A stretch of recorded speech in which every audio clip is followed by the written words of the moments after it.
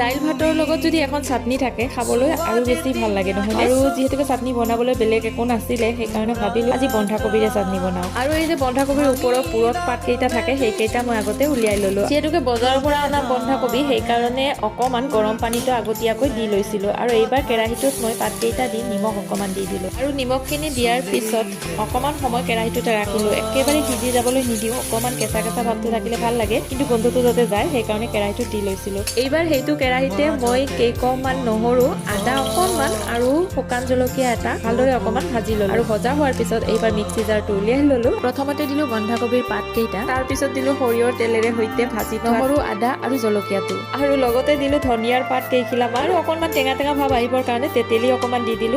আৰু সোৱাদ অনুযায়ী অকমান নিমখ দিলো। আজিৰ চাটনিখন মই এনেদৰে বনালো। আৰু এনেধৰণৰ এখন চাটনি যদি থাকে তেতিয়াহ'লে ভাতৰ লগত বেলেগ বস্তু নোহোৱাকৈয়ে আপোনালোকে ভাতখিনি অনায়াসে খাব পাৰিব। ইমানেই বেছি সোৱাদ ভৰা হয়, আৰু লগতে ৰুটিৰ লগত খাবলৈও বহুত বেছি ভাল লাগে। গতিকে আজিৰ ভিডিঅ'টো ইমানেই। ভিডিঅ'টো চাই কেনে পালে জনাব। যদি ভাল লাগিল লাইক, কমেণ্ট, শ্বেয়াৰ সকলো কৰি দিব। আজিলৈ আহিলো, বাই বাই।